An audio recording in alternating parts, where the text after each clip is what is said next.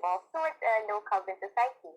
And it is a grassroots initiative designed to provide solutions to address climate change, urban poverty, accessibility, and environmental degradation.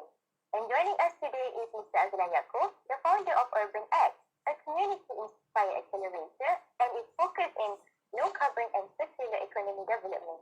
And the first Urban X program is Greensteps, where they initiated programs such as the Towards Zero Waste and Coffee to Compost initiative to enable communities to easily reduce their carbon footprint through activities like composting, urban farming, installing energy, and volunteering.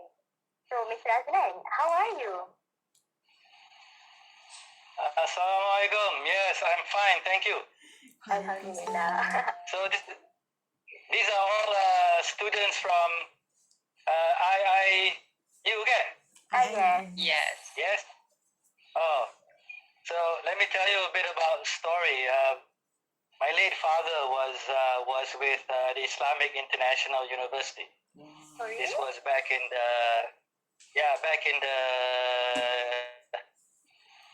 early 90s, I think, or late 80s, early 90s. And the first campus in Gombak was I believe it's the Department of Education. So he used to work in PJ, your campus in PJ, which I still think is there. And then he was the first to set up in Gombak at that time. So it was only like one building, and I think the rest was just I don't know. I think it was forest or something. So it was empty land. So a bit more about my late father. He was also the founder of Institute Aminuddin Baki in Genting. I don't know if you all are familiar. And he was also the founder of KIPSAS, College Islam Pahang. So any of you were to drive from KL to Kuantan, there are three institutions, educational institutions there that he belonged to and he founded. Okay, so that I just remembered that because all of you are IIU students. So okay, so now you know. That's wonderful information. Okay, so thank you so much for investing your time with us today. So let's get right into it. How did you get yourself started with community engagement? And like what inspires you to do something related to the SDGs? Well, before I did community work, I was involved in a lot of corporate and government-related work. And one of the things that started to become part of the challenges maybe about 10, 15 years ago was the issue of climate change. So I got myself involved in promoting, at that time it was clean development mechanisms. Basically the Malaysian government would reduce their carbon by entering into agreements with European countries. So the funding came from Europe. So we did a lot of work in palm oil. And around the early 2010, I was wondering how come there weren't that much community-related involvement with regard to things like climate change. And that's when I started to ask myself this question. So around 2010, I was not feeling very well. I had a lot of problems with my health. So one of the solutions was to start walking as a form of exercise. So I would walk all over my neighborhood, which is Taman Tun, and I would start to discover things. For example, I would discover trash in places where if you were to drive, you cannot see the trash. And then if you go near the rainwater drains, you could start to smell, smells bad. And then you realize there's pollution that's coming from the houses and also from the cafes. And then you would also start to discover that when you walk around commercial areas, there's a lot of poverty as well. A lot of migrant workers were working, and there's also homeless people. So you would think a community like Taman Tun, you would not have these kind of things. But the reality of it is, regardless of where you are, you will always find issues in the community. So that was around 2000 and from 2010, and in 2014, I went to the Residents Association AGM, and what I discovered was most of the people there were quite old. They were in their 50s, 60s, and 70s, and there was not that many of them. For a community that's about 40 or 50,000 people, there were only about 50 or 60 people. Itu pun nak kasih cukup quorum lah. So and then they talk about issues that are, like for example, there are potholes here and there, So I wanted to start something green, so I wrote down in the application form, that I was willing to work with the Residents Association when it comes to green things. So about 4 months later, they called me, and we started a composting workshop. So SDGs only came about 2015, okay? So then I realized that everything I was doing I was doing it according to the SDG anyway. But now we start to map the activities that we do with SDGs. There's quite a number of activities. There is a Sungai Kayu Ara that cuts across Kampung Sungai Penchala and into Taman Tun, into PJ, arah Damansara. So we have just started working towards cleaning up that river. So the way we plan to do it is to have source separation of food waste as well as synthetic waste. The food waste ends up being composted, while the solid waste, we have something called precious plastics. And what happens is that we will upscale the plastics and make them into products. So we have a pro-team committee, and we've met some of the residents in Kampung Sungai Penchala, and we're about to start that as well. So that also falls into some of the SDGs: clean water, clean air, above the land, and so forth. So those are the SDGs that we will also affect. Also sustainable consumption and production. It's another one. Zero hunger, no poverty. So you look at all the SDGs, and I think we have some say in all of them with regards to a focused approach in a KL urban community.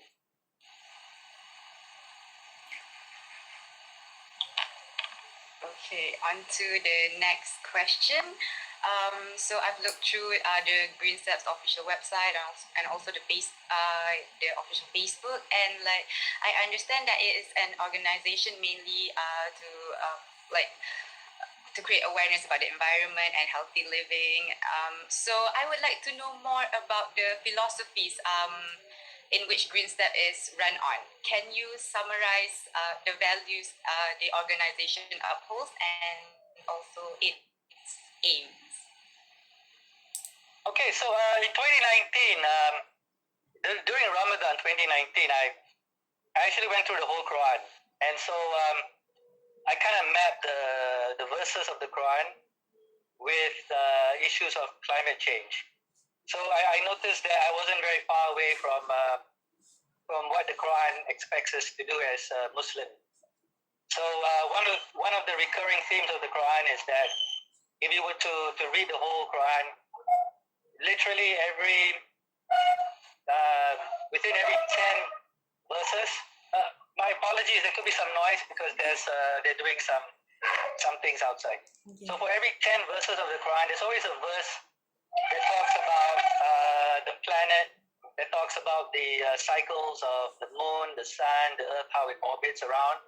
There's also a lot of verses with regards to water and the land, and how water would come in and how vegetation would grow.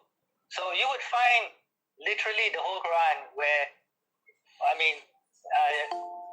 did not do a count, but literally every 10 verse you read something, and then it talks about the environment or talks about the planet and science. And the reason why I mentioned that is because first and foremost, I notice all of you are Muslims, right? um, and then it's something that you guys can you might be approached by a secular approach towards science and climate change. Okay, so of course the science is important, but you have to go back to the spirit of Islam. So in this case, Greensteps also has a spirit, and that spirit is basically to look at ourselves as part of nature, right? As being the stewards or the Khalifah of the planet and having a responsibility. So the question is, how do we go about doing it? So for those of you who are inclined towards science, for example, one of the things that the Quran continuously talk about, and from a scientific perspective, is what is called biogeochemical cycles. So biogeochemical cycles are the cycles of carbon, of nitrogen, of water, and the other elements like phosphorus, iron, sulfur. So all these elements, they go through all these cycles, they become bonded together and so forth. And what has happened is that over the last 170 years since the industrial age started, we as human beings, we have actually intervened in these cycles. So for example, we use way too much fossil fuels to drive our economies.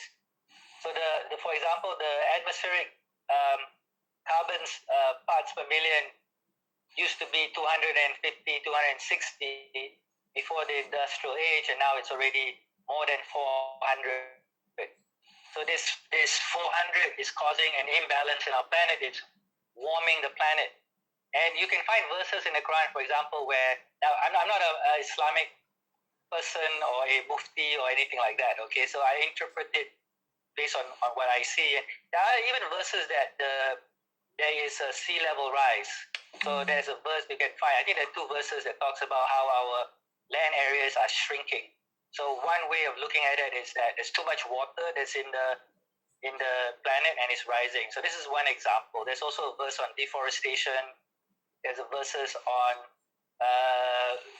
removing. There's a verse that talks about removing mountains, and then so all these verses, if I were to look at it from a person who has been involved in climate change since 2005, they hit home very, very strongly.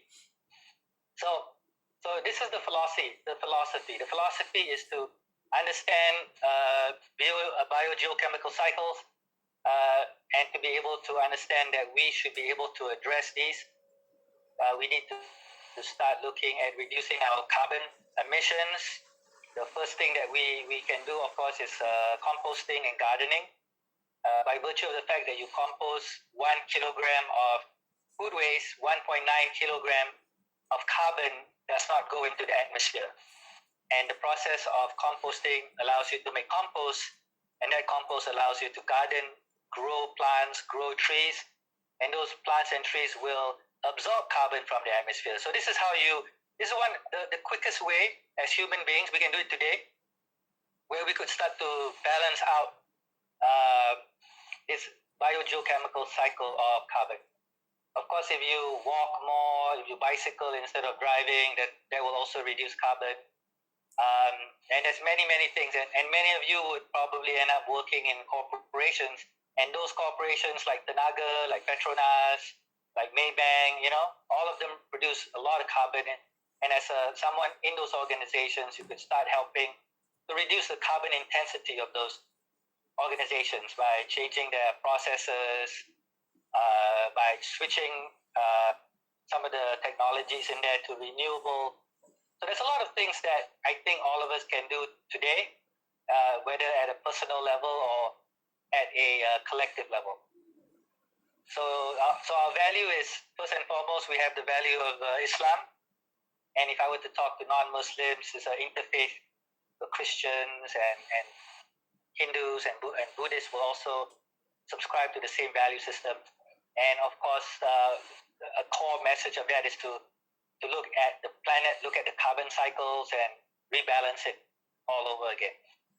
Next question. Well, Okay, that's wonderful. very good. So I'm Okay. So yeah, baca Quran, okay, Iqra. So you read the Quran and see what you know, and take note of verses that talks about the environment, and you'll see the pattern. It is such, unless you read the whole Quran, you won't see the pattern. Like you just read bits and pieces, you won't see. But you read you use now there's MCO. I'm sure a lot of us have time to read the Quran. Okay. Okay, so I think we get a lot from this question, and thank you for the sharing.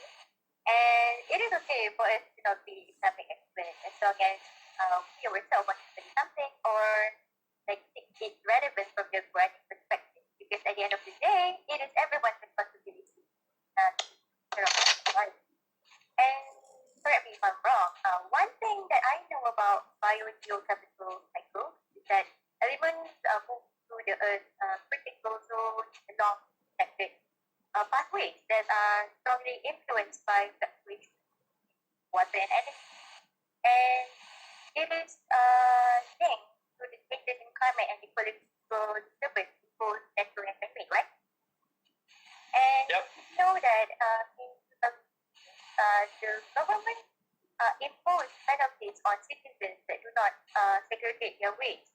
But unfortunately, people resisted and the government did not enforce the law fully.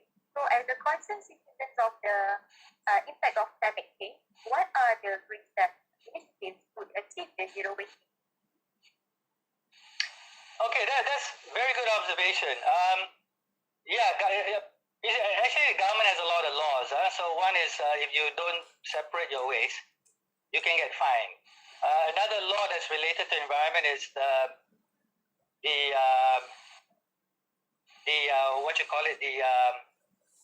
dekat belakang dapur, you have the sink and then you have the toilet and all that. So actually, all of this goes into the water treatment system, waste treatment system, and it goes into the indah water system. But when people renovate, the discharge of their sink actually goes into the drain, and that's a penalty if you were to do that as well. So there are a lot of laws already, and I don't think that's the issue anymore. It's more how you enforce those laws, Now, the way we at Greensteps, the way we approach this is that we have a very strong design philosophy. So we observe how waste is being thrown away, and then we come up with a design so that the waste becomes something of value. So around 2018, when I had a composting project, I had a grant to do a community composting project by CIMB. I had a composting machine, and we had the machine go from one place to the other. And I learned that when we had coffee grounds as food waste, it was one of the easiest types of food waste that we could handle. Because the coffee grounds, it doesn't smell. If you had like dairy products or cheese or chicken or curry and all that, within 24 hours, it will start to smell if you were to store it. So when it comes to waste management, it is a logistical challenge. So coffee grounds, it doesn't smell, and you can keep it for about 1 week in your restaurant, and before we can take it, and you can keep it for longer, 2 weeks also can, although it starts to become very moldy. So when we look at design, we actually design these things into consideration, like how long food waste can be in one place. And then, of course, we need to process it into compost. So in Taman Tun, we have about 2 gardens. We have a private garden and a community garden, and we have other small gardens. So what I did was we distribute this coffee grounds to the garden. And then now the gardens will take it, and then they will take other things like wood chips, dry leaves, and they will turn it into compost. So it helps a lot because a urban farm needs a lot of inputs. And so this is what we do. We actually do a lot of design. Sometimes we can see immediately how to do it. Sometimes it takes some time. We can also do food waste, but it needs to be done regularly, like every day. So I have a project partner in Langkawi It's called the Pranjapani um, resort. So they actually have a black soldier fly. They also do composting. They actually are quite environmentally very active. So they have a scheme with the hotels and the restaurants in Langkawi to take their food waste every day. So it so happened I was there talking to them, and I could see the food waste come in, and they would start the processing. They had 3 channels for composting lah. Black soldier fly. They also buried some in the ground, and they also composted. They aerated as well. So yeah, so you need to, anything can be done, but you just need to have the combination of systems, logistics, processes, and then eventually the compost needs to go somewhere, right? So then you have urban farming or gardening and so forth. I can talk some more, but maybe you can ask me your next question.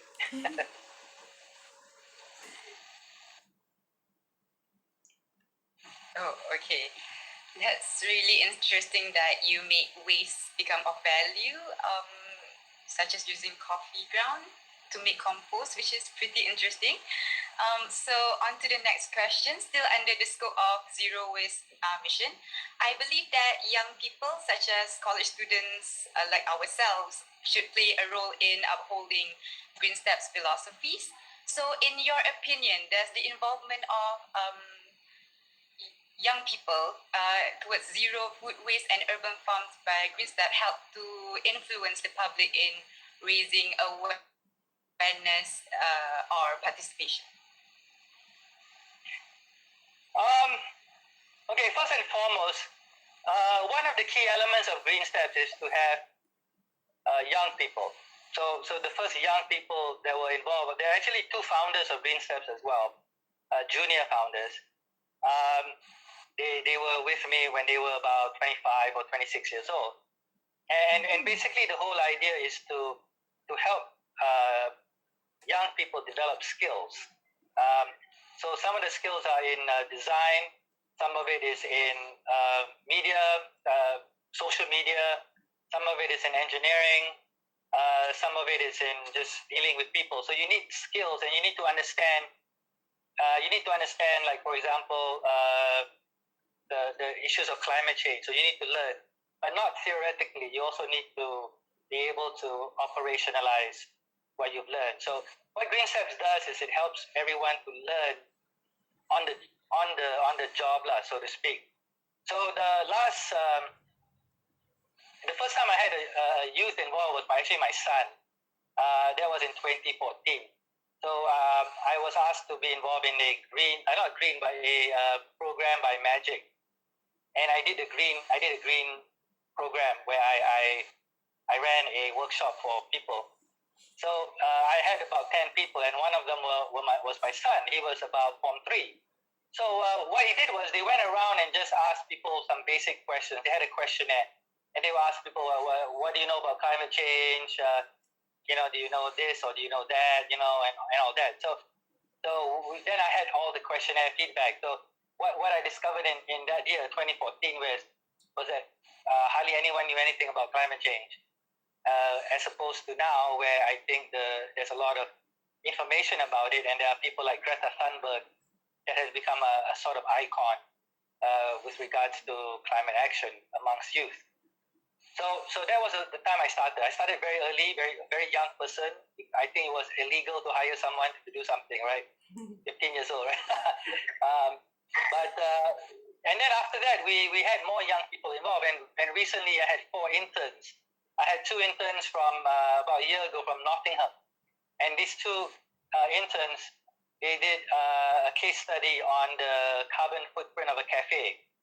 So what we learned was the cafe's carbon footprint was extremely high, because the 2 main inputs of a cafe is coffee, and coffee you have to get it from Africa or South America, and then you have to ship it all the way to Malaysia. So that carbon footprint was very high. And the thing that goes with coffee milk in itself is a high carbon, high intense industry. So, and a highly polluting industry. So when you actually look at a cafe's carbon footprint, it is really very, very high. In fact, we shouldn't have cafes if you really think about the carbon footprint. Or if you were to have cafes, the source of milk or the source of coffee should be a local coffee or local milk. So the two interns from Nottingham did that, and then we had two other interns, one from Monash and the other one from Taylor's, and they helped me with developing the Greenstep systems, where we actually we have now developed an app.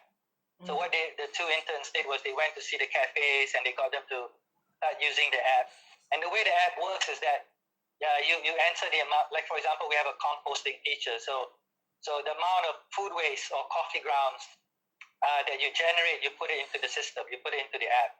And then you have a running total of the amount of coffee grounds or food waste that will eventually get composted, because we then pick up the coffee grounds and we send it to an urban farm.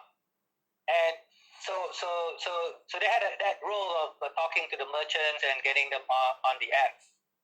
And so young people is key to this. And some of it's not that old people cannot be involved, but then I think as a young person, you can start developing through internships, through Greensteps or other organizations, where you can start developing an understanding of the issues and then how you actually address those issues. So, there's a digital way of addressing it, there's a logistical way, there is a biological way. So it doesn't matter what discipline you are, but there's always a place for you to apply what you've learned in university. And there's even a legal way for some of you lawyers in the group, so that you can understand the legal ramifications of doing something like this.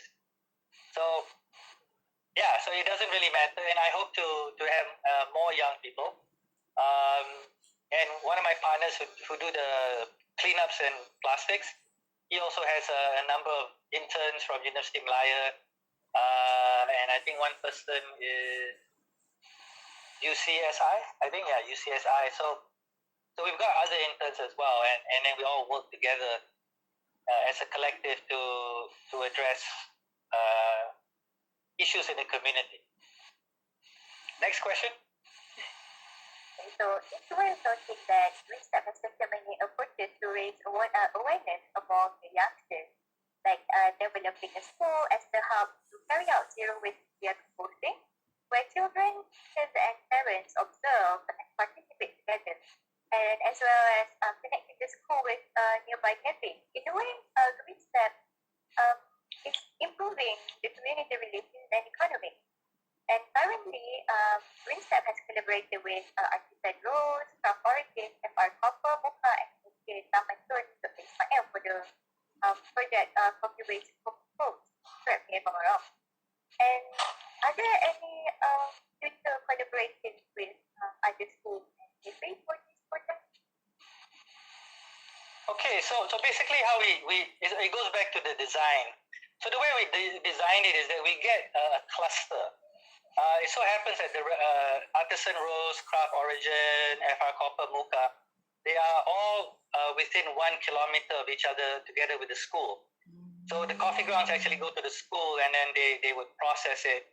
But because of MCO, we've not been able to do that. So we have the alternative of an urban farm that's also 1 kilometer in the same area. So the way the way we will approach it is that we will go to maybe another area of Taman Tun, and where there's another school and another cluster of cafes, and then they also interact together. So the whole idea is to make sure the logistics is minimized, because if the waste is only within 1 kilometer, so the transport is very minimal. Okay, it's only less than 10 minutes, or even less than 10 minutes. You can even walk and give your food waste if you want, or bicycle. And then let's say we go to another part of the city, like Bangsa. So a school and some cafes and restaurants in Bangsa can also do the same thing. And then let's say we go to Taman Malawati, and then the Taman Malawati guys will do the same thing. And then we go to Gomba, and then maybe within, I know Gomba is very big, but maybe within the UIA community, we can do the same thing. So the whole idea is to have a very clustered approach, a very focused approach. It is not where we take all the waste in KL and we bring it out into the landfills that surrounds Klang Valley, because that is first and foremost, a lot of the waste starts to rot during the process, and when it gets to the landfill, it is not separated properly. It's very difficult to separate. So ends up most of it goes to landfill anyway. But what we want to do is we don't want to have any more landfill. So all that waste and possibly food, because when you have the compost, you can start having urban farms in the school. You could have fruit trees. You could have all kinds of vegetation, and you can start producing food in a very localized area. And that could also help with COVID-19 and all that, because then instead of depending on food coming from outside, you have your own food sources. So the other day I did an audit in my house, and I realized I'm somewhere about 5%, 10% of my food actually comes from my own garden, my home garden, and also from the gardens nearby. And that's the beginning. You start with 5% of your food. Eventually you have more farms and more activities. It could grow all the way to about 10 or 20%. So I think this is, and also there's also the concept of halalan toiban, where it's not only halal, but it's also pure. So the more you have a very localized food production, you will also, then the toiban starts to become very, very, it starts to take a meaning. So I don't know if you notice, if you buy like twisties or whatever, it has a halal chop, right? But they don't have the halal toiban chop. They only have the halal chop. So these are the kind of things that as youth today, you start thinking about, about some of the things that are happening in industry and how you could start to make it better, more holistic. And Greensteps is there as a tool for you. Okay, I designed Greensteps as a tool for people in general, but more importantly for the youth, so you can use it, you can learn and develop better things for community and society. Okay, next question. So, fortunately, as a Muslim majority country, Becomes a very big problem. So now is a question of time. So what Greensteps is doing is we are focused on design, we are focused on modeling, getting information, both qualitative and quantitative. And we will use this to talk to the government, to talk to corporations, so that they also change, and also communities, so that communities also change. So the emphasis for Greensteps is to have people that can design. And in order to design can mean a lot of things to a lot of people. So if you want to be an architect and you want to do a very big building, you need to have 30, 40 years experience. You must be the top architect in the world, right? Or top 10. And then you can design something like that. But actually all of us can do design on our own. What is most important is that we test the design. So sometimes the testing of design is actually talking to people and finding out whether they are whether they would like to be involved in a program.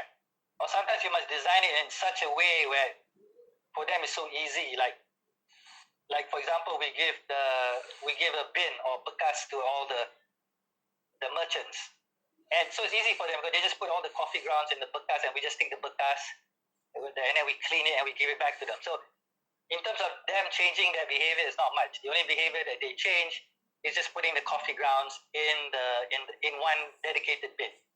So you have to design it almost to that level. And but then when you have all these coffee grounds, then you must also have a set of people that are processing it. So there's a lot of design. There's a lot of like looking for people to be wanting to do certain things. And recently I discovered a compostable bag. So I know a lot of you are familiar with the plastic bag, but nowadays in Malaysia there are compostable bags where you can actually put your food waste together with the bag, and you could put it into a compost pile and it will compost safely. So those bags are now available. I have some of them. We are testing them as well. So that becomes part of a new design where, now people can just put it in a bag, don't change any behavior, and they just put the bag out in a bin, and someone takes the bin and it goes into a compost pile. So a lot of effort needs to be done in designing, in looking at behavior. And if you look at, you might want to look up the concept of the adoption life cycle. So whenever you have something new that you introduce in society, normally people fall into different psychographics. So the first psychographics are the early adopters, and then later will be the early majority, the conservatives, and so forth. So normally about 5 or 10% of people, any community you meet, they're willing to work together to solve the problem together with you. But once you want to have a lot of change, then people will not be as inclined to change their behavior. So you need to design it in such a way where they will adopt, but their behavior change will be minimal. So you have to start thinking along those lines if you want the entire community to start doing zero waste lifestyle. To the point, like there's a video of a small town in Japan. I forgot the name, but they separate the waste into 45 different items.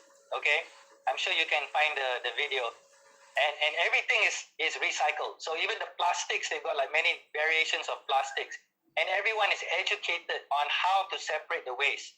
So everyone in the community, 100% of the community separate their waste, which means that I call it the malu factor lah, you know. Kalau you tak buat, you feel malu lah kan, segan kan. So there will be a tipping point where, because so many people are doing it, if you don't do it, then you are the outcast, or people will look at you funny, you know, because malu, segan, right? So I think that's how I would approach it lah. But another way to approach it also is that you can use government to be a lot stronger, to say you must do it. So it's like a bit like the Singapore government, where, you know, if you have a very strong government, you have enforcement, you have the penalties all well designed, you can do it and you will get the behavior. But it comes at a cost lah, where you have to use a lot of force, penalties, law to make everyone do. So we can do that if we want. But, you know, sometimes governments might not like to do it because it might become unpopular, you know. So boleh buat, you know, top down or bottoms up, you know. But bottoms up is more sustainable, more resilient. Back to the Singapore analogy, you know, the Singaporeans, they don't litter in Singapore, but the moment they cross the causeway, they'll throw everything, they start to speed, you know, they break every law lah. So yeah, that's not sustainable again. So you have, it depends. So if some of you end up in government and are in positions like this, then you start to need to look at ways of doing this through a government mandate or policy. Okay, next question. Okay, that's interesting. So just now, I believe you mentioned a little bit about an app. So like how it helps to in running the total of the coffee ground. So I would like to know more about this app. So I believe that the app keeps track of their carbon footprint. So what inspires you to develop the Greensteps app, and would you mind sharing with us a little bit about it? Yeah, so an app is, because now I do everything in one place, one community, but eventually it needs to be done in many communities. So I can't be everywhere. I can't be, even right now with MCO, of course, you can't even be anywhere more than 10 kilometers from your house. So for someone in, say, Gombak that wants to do, or someone from Kuantan or Penang, they can use the app. But by the way, it's not just the app. With the app, there is actually a body of work that will help people to enable themselves. So some of that body of work is how do you compost? How do you home compost? So after MCO, we are going to do a series of videos of different people that they do home composting. Like, for example, in a normal house with a lot of land, or an apartment or link house, or if your house is close to a park or whatever. So what happens is that people can reference, and these are all Malaysian videos, so you can actually reference to someone that you feel very similar to you in terms of profile and all that, and you could actually view the videos and you could learn how they compost. So different people have different, built environment inputs. Some people only have food waste. Some people have food waste and newspapers. Some people have leaves outside, garden waste. So just you can compost. It's not a problem. Or you can compost in a apartment. So 10 of you compost. And I know someone who actually does that. They live in a condominium and 10 people compost. So they actually take a piece of land in the condo area and they actually do composting. So it's really many ways to do it. And there's a garden in Tamantun, and from what I've learned, there's about 10 gardens all over KL where you can bring your food waste to them and they will compost. So it's, so you might not compost, but there's some person that will help compost for you. So composting can be the first step for everyone to start climate action. So the app now allows, it's not just the app, it's also the whole literature, the social media, the learning material. And we also will, when we have a bit of funding, we can actually have dedicated people come and help you to start composting or start urban farming in your community. So then you have this whole ecosystem of people helping you to start. And also the app, the first set of features of the app is composting and volunteerism, where you actually get reward for volunteerism. But the next evolution is active mobility, where if you were to not drive, not own a car, but if you walk or you bicycle, you also get green points. And there are formulas that I have already researched and applied. Also, if you were to install an energy efficient air conditioner, you will also get green points. So there's a whole series of things that we are developing so that people will use carbon as the currency. Okay, reduction of carbon as the currency, and that reduction as a currency is something that you can trade with the merchants who are also doing the same thing. So the merchants themselves are composting, they're reducing their energy efficiency, they're encouraging people to walk to their cafes. So the collective activity of reducing carbon becomes the currency for people to start to transact with one another. Okay, so right now the way I'm using the transaction is that I'm doing the crowdfunding, and the crowdfunding allows to pay for the carbon reduction. And the next step of the crowdfunding is to talk to corporates. I have a corporate program for corporates to do, government and sponsors, so they fund it. So this is very similar to taxation. So if you think about taxation in its current form, you pay tax and then the government actually offers you services. But what I learned is that government is more like one size fit all services. So now we can start to customize the services. So I am in the process of working with three state governments, Johor State Government, Malacca State Government, and DBKL, local council, in different discussion phases. Yeah, so the app, it's not just an app. I'm also planning to, all of you have heard of crypto, right? Cryptocurrency? Yes. Blockchain and all that, right? So Bitcoin, right? So I'm actually in a discussion to build a Greensteps crypto version. And this would allow the use of crypto as the base token so that we can transact with one another. So that's also in discussion. So and if you guys want to know, I'm also talking to the U.S. government, Biden administration. I know someone who talks to the President Biden's people, and they're also getting some feedback from me with regards to community development and all that. But that one is more just sharing lah. They want to know what Malaysia is doing, so I just give them some information. But who knows? Maybe US will go on Greensteps, so that's not impossible. Yeah, so that's why I built an app. The app is so that I can scale and I can reach out to more people. Interesting. Okay. So it has been around 2 years, if I'm not mistaken, since the establishment of Greensteps. And how do you see Greensteps evolving in the next 5 to 10 years? Like, is there any ongoing project or activity you would like us to know about? And perhaps give some encouragement too for the young people to participate in community engagement? Okay, first and foremost, I do Greensteps because of my children. So and what and it sounds a bit like, oh, the father for the children, right? It's not only for my children, but all children. You see, because if some of you were to look at the literature on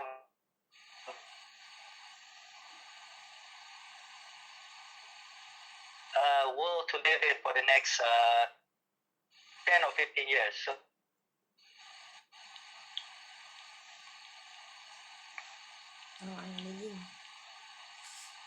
change. And it's going to be a very challenging world. And there's really very little we all can do about it. The only one thing that we can do better is to compost and to start creating green spaces all over the world. Because once you start creating these green spaces, they will absorb the carbon. They will, at the very minimum, the local climate that you live in would be a buffer to the overall global climate that is being affected by climate change. So these are the things that we've learned as well. For example, there's a farm that follows permaculture and natural farming called Zaytuna. So when the Australian forest fires happened in that particular area, his farm was not affected because it had all the elements of green and water all in a natural state. So even while the fires were raging all around him and burning all the other farms, his farm, because it was full of vegetation, full of water, was able to withstand the forest fires that was happening. So we already can see examples how creating lush vegetation, how composting, how farming can actually help local climate. Now, when it comes to Greensteps, what I do hope, the way I position Greensteps is for corporations, for government, for communities to learn from Greensteps and to start adopting Greensteps in their community. And to do that, there needs to be a bit of, at this point in time, a bit of hand-holding with them so that they gain confidence. So, for example, if you were to look at your map, the river that cuts across Taman Tun is called Sungai Kayu Ara. And there's actually 3 rivers from Bukit Kiara. So Sungai Kayu Ara, Sungai Toba, and Sungai Penchala. The Sungai Kayu Ara that cuts down to Taman Tun goes through Kampung Sungai Penchala first. The first house that the Sungai meets is Maya Karin's house. I think all of you know Maya Karin, right? So I met with Maya Karin last week. So we already have this discussion to let's see how we are going to clean up this particular flow of river. So this river is the more or less the anchor for all of us to think about separating our food waste, our solid waste, and to start cleaning up our local area and start to recreate Kampung Sungai Penchala and Taman Tun and PJ and the river flows down to Ara Damansara, to Subang, and then eventually to Damansara River. So we've already started it. We already have a plan and idea. We've already met with the different people. And the first thing that we will do in these communities, or we plan to do, is to separate the plastics from the food waste. Because according to what people tell us, a lot of people there don't campak and they put the food waste in the plastic and then they just throw in the river. Apparently it's the Indonesians doing it lah. So what happens is that the river becomes polluted because of the plastic waste and the food waste. If you're familiar with the science of food and the environment, is that when it breaks down, it absorbs the oxygen in the river and it takes the oxygen away from the aquatic life. So the aquatic life is deprived of oxygen and eventually they die. So what we want, if we don't have that food waste in the sungai, then the aquatic life will return. The fish and all the other things. So this is the one thing that we hope to do. People don't know about the science. In fact, I barely know the science, but once you separate it, then the plastics can then be turned into products. So then you create some wealth of course, the food waste becomes compost, and you can have the garden. So this is where we want to go. We want to rebalance mizan. We want to the mizan word, the Arabic word for balance. We want the mizan to come back, and to do it, we can start doing the things to reduce pollution in rivers, pollution in the air, and so forth. So what Greensteps will do is it becomes a bit like your conscience, your guide, and all of us will have this Greensteps identity. A bit like AMNO lah. People used to have the AMNO identity, but now you've got PKR, you've got the Satu. So Greensteps is there for you as your conscience of behaving in the right way and having the culture to behave in the right way. So everyone have the culture of behaving in the right way. And from Greensteps is where you can create the organizations, the ventures, the business, which follows the Greenstep consciousness. So this is where we hope. It might not be called Greensteps tomorrow, like you can call it anything else, but most importantly, that consciousness, that value system is embedded in ourselves and our community and how we conduct ourselves. I hope that answers the question lah. Yeah. So yeah. For example, no landfills. We don't need landfills anymore because every community now handles its own waste. Another project that we're looking at is energy, where we don't need tenaga anymore.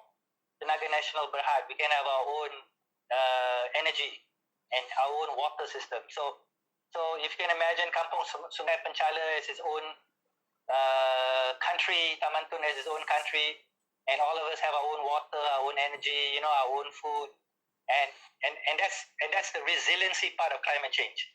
Because once you're able to do that, then you create resiliency in a local community. Gomba is blessed. I think you guys have plenty of green, you can easily create communities in Gomba. Okay, UIA and the connecting townships next to UIA. Okay, next question. Okay, this is the last question for today. So, as you said before, we're living in a very challenging world right now, such as we have environmental destruction, forest fire, climate change. So, right now we are experiencing another challenge, which is the COVID-19 pandemic right now, and I believe that it is quite difficult to get involved physically with any environmental or community-based activities outside. So what is your advice for those who want to go green or make a change towards the environment or a healthy lifestyle during this MCO? Okay.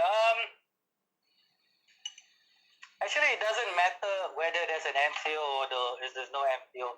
And you can follow the Greensteps. You can download the app. If you want, I could give you the link later, and then you guys can download it.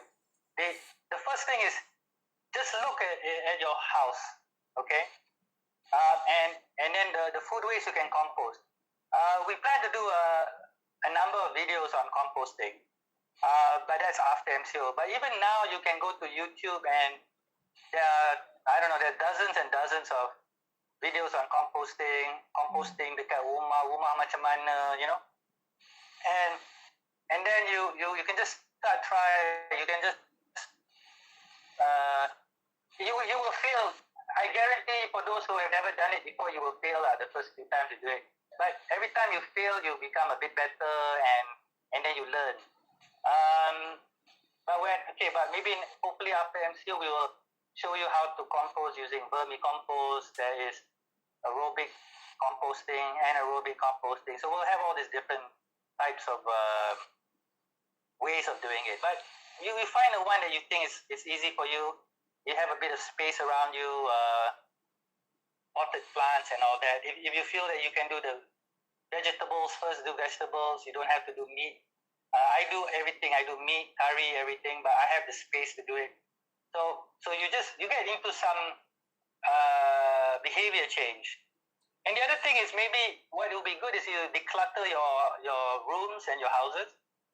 or things that you don't need, or amongst yourselves, especially women. I notice you guys can uh, sell each other your clothes. I think there's some thing, instead of buying new clothes, so you could start to look at something like that. For example, my wife in CIMB, she started something called Library of Things.